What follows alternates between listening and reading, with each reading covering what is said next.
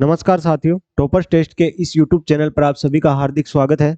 साथियों, जैसा कि आपको पता है, हमारे इस यूट्यूब चैनल पर पशु परिचर का निःशुल्क बैच आपको प्रदान किया जा रहा है। इसके अंतर्गत आपके मैथ्स की क्लासेस आपकी रेगुलर ली जा रही है और आज से हम शुरू करने वाले हैं विज्ञान की क्लासेस। विज्ञान में साथियों हम बायो के एक टॉपिक लेने वाले हैं जो सबसे महत्वपूर्ण टॉपिक है और जिससे प्रश्न भी आपके प्रतियोगी परीक्षाओं में अधिक से अधिक प्रश्न बनने की संभावना यहाँ से रहती है।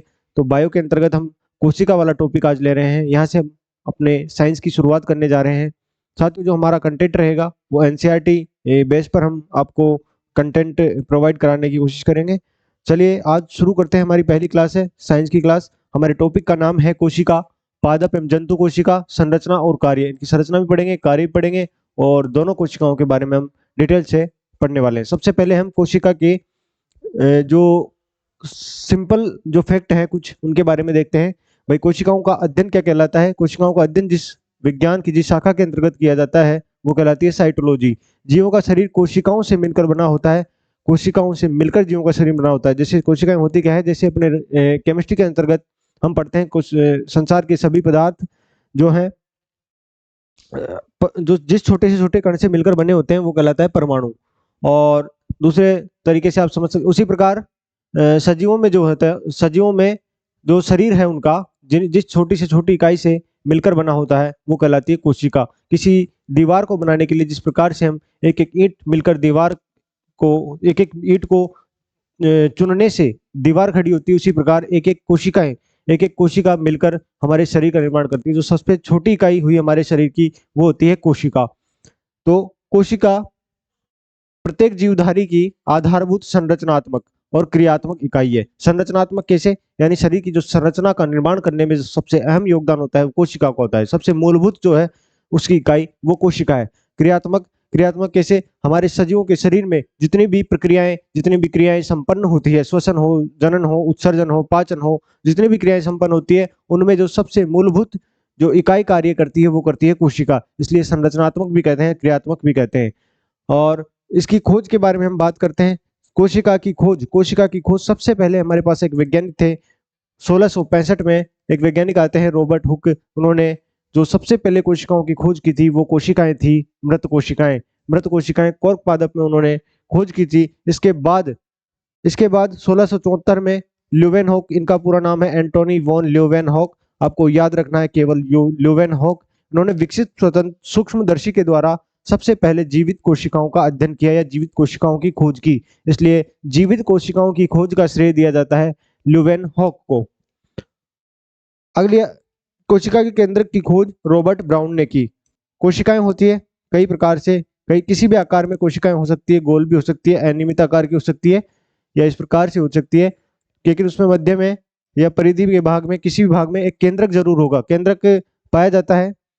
और उस केंद्रक की खोज थी वो सबसे पहले की थी रॉबर्ट ब्राउन ने। यहाँ पर तीन चीजें हमारे पास आई है। सबसे पहले मृत कोशिकाओं की खोज रॉबर्ट हुक ने, उसके बाद ल्यूवेन हुक ने जीवित कोशिकाओं की खोज की और कोशिका के अंदर जो केंद्रक पाया जाता है उसकी खोज की रॉबर्ट ब्राउन ने। यहाँ तक क्लियर? चलते हैं अगली स्लाइड पर। अब कुछ फैक्ट हैं जो हमको डायरेक्ट कभी कभी इतने इंपॉर्टेंट है नहीं, पर कभी कभी परीक्षाओं में डायरेक्ट आपसे पूछ लिए जाते हैं, इसलिए इनको ध्यान रखना जरूरी है। उनको देख लेते हैं। संसार की सबसे छोटी कोशिका होती है माइकोप्लाज्मा गैलीसेप्टिकम। एक सूक्ष्म जीव है जिसको कि साधारण इतना छोटा होता है कि इसको साधारण या जो अपने सूक्ष्मदर्शी आते हैं उनके द्वारा नहीं देखा जा सकता। इनको बहुत अधिक विकसित एडवांस जो सूक्ष्मदर्शी होते हैं उनके द्वारा इसको देखा जा सकता है। और संसार की सबसे बड़ी कोशिका होती है वो शतुरमुर्ग का अंडा जो होता है उसको वो एक कोशिका ही होती है और उसका व्यास होता है 100 से 150 सेंटीमीटर संसार की। अब बात करते हैं मानव शरीर की सबसे बड़ी कोशिका होती है वो अंडाणु होती है।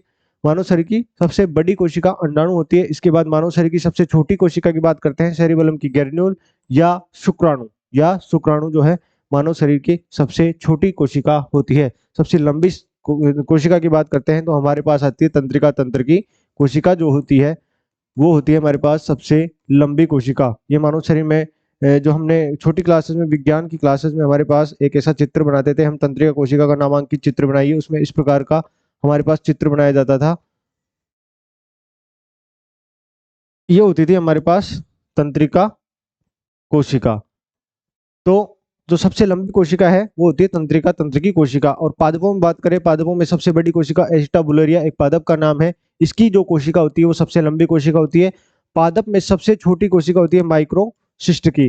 तो हमने पादपों की बात की, हमने मानव शरीर की बात की, और फिर संसार की बात की कि संसार में सबसे बड़ी कोशिका छोटी कोशिका, फिर मानव शरीर में सबसे बड़ी, सबसे छोटी, सबसे लंबी, और फिर पादपों में सबसे बड़ी और सबसे छोटी।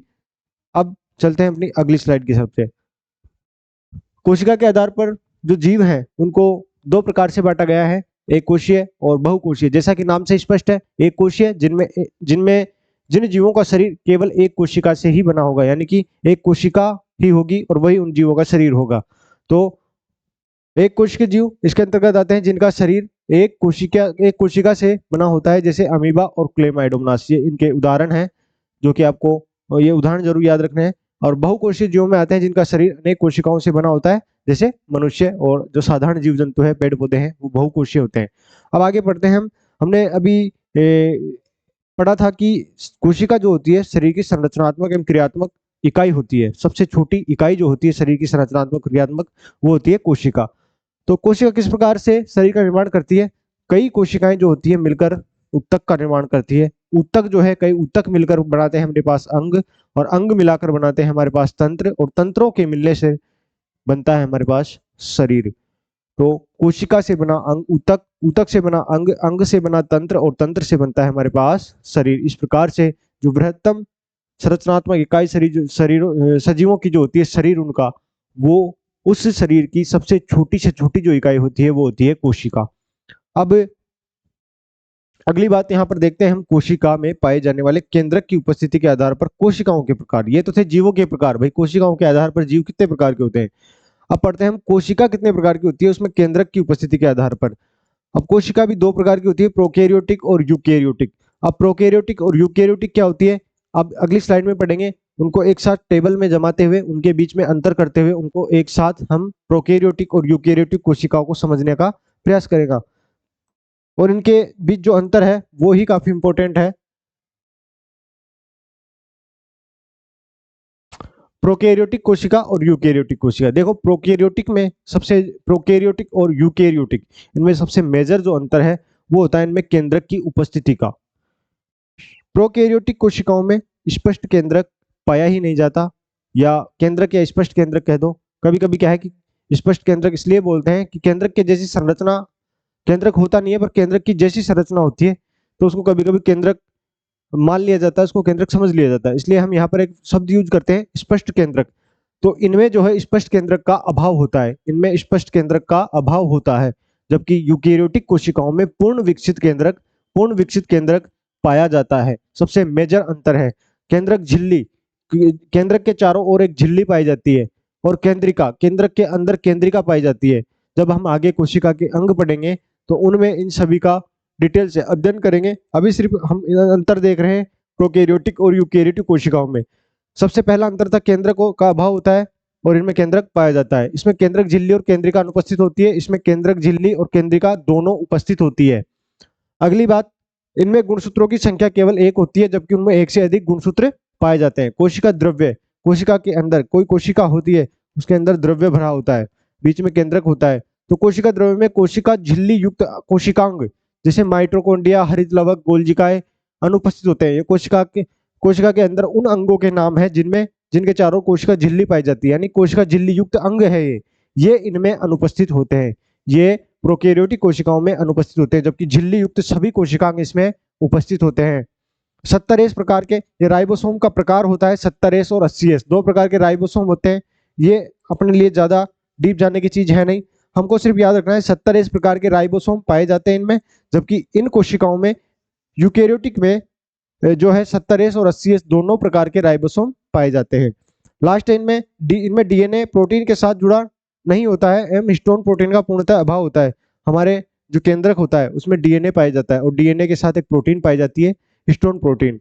तो इनमें जो है डीएनए प्रोटीन के साथ जुड़ा नहीं होता है और हिस्टोन प्रोटीन का पूर्णतः अभाव होता है। इनके उदाहरण अपने पास है जीवाणु और नीलहरित शैवाल। प्रोकैरियोटिक के उदाहरण है जीवाणु और नीलहरित शैवाल, जबकि इसमें डीएनए प्रोटीन के साथ जुड़ा होता है और हिस्टोन प्रोटीन उपस्थित होती है। इसके उदाहरण में आते हैं जीवाणु और विषाणु को छोड़कर, जीवाणु और विषाणु को छोड़कर सभी पादप और जंतु कोशिकाएं, ज्यादातर पादप और जंतु कोशिकाएं वो होती है यूकेरियोटिक कोशिकाओं में। प्रोकैरियोटिक, ये प्रोकैरियोट कोशिकाएं वो कोशिकाएं जो आदिम, प्रो का मतलब होता है आदिम, प्रो इसके जो आगे शब्द लगा है प्रो, उसका आदिम, आदिम कोशिकाएं, जैसे आदिम मानव जो पृथ्वी पर जीवन के विकास के समय जो मानव की उत्पत्ति होती है उसको कहते हैं हम आदि मानव। तो इसी प्रकार के जिन जो जीवन के विकास के समय जो कोशिकाएं सबसे पहले बनी वो थी हमारे पास प्रोकैरियोटिक कोशिकाएं, और जो विकसित कोशिकाएं होती है हमारे पास होती है यूकैरियोटिक कोशिकाएं। अब यहाँ पर हमने इन दोनों का अध्ययन किया, दोनों के बीच अंतर करते हुए।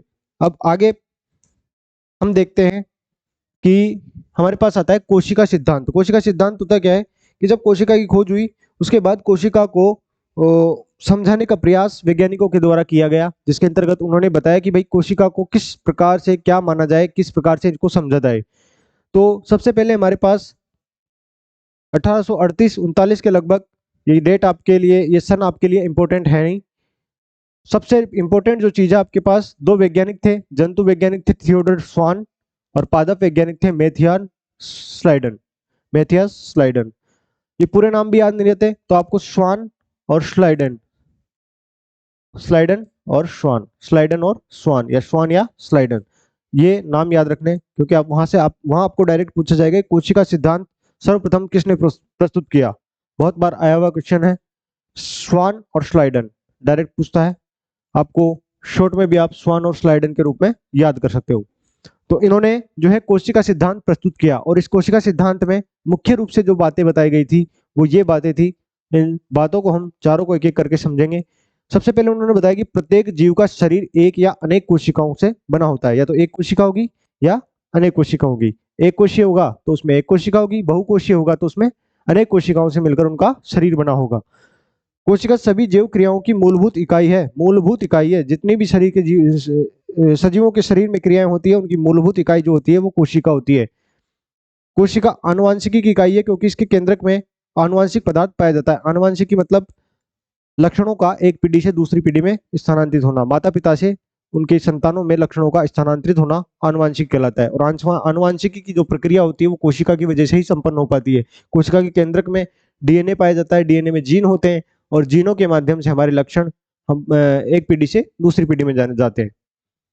और नई कोशिकाओं की उत्पत्ति पूर्व स्थित कोशिकाओं से मतलब नई कोशिकाएं पूर्व उपस्थित कोशिकाओं से बनती है। जो नई कोशिकाओं की उत्पत्ति होती है वो पूर्व में जो उपस्थित कोशिकाएं हैं उनसे ही होती है। तो ये मुख्य बातें थी इस सिद्धांत की। इस सिद्धांत के अनुसार क्या कहा गया, प्रत्येक जीव का शरीर एक या अनेक कोशिकाओं से बना होता है। कोशिकाएं सभी जीवों की मूलभूत इकाई है, सभी जैविक क्रियाओं की मूलभूत इकाई है। कोशिका आनुवांशिकी की इकाई है क्योंकि इसके केंद्रक में आनुवांशिक पदार्थ पाया जाता है। नई कोशिकाएं पूर्व में उपस्थित कोशिकाओं से बनती है। अब इसके कुछ अपवाद भी आते हैं। जो विषाणु होते हैं, विषाणु में कोशिकीय रचना नहीं पाई जाती। विषाणु यानी कि वायरस, विषाणु यानी कि वायरस। वायरस जो होता है उसमें कोई स्पष्ट कोशिका उसका शरीर जो होता है वो स्पष्ट, कोई ये नहीं कह सकते कि स्पष्ट रूप से कोशिका ही है। सभी जीव कोशिकीय नहीं होते हैं और सभी कोशिकाओं में स्पष्ट केंद्रक नहीं होता, जैसे जीवाणु, नील हरित शैवाल, क्योंकि हमने पढ़ा था भी ये कौन सी कोशिकाएं, ये कोशिकाएं हमारे पास प्रोकैरियोटिक कोशिकाओं के अंतर्गत आती है, तो इनमें स्पष्ट केंद्रक नहीं पाया जाता है। तो अपवाद इतने इंपॉर्टेंट है नहीं।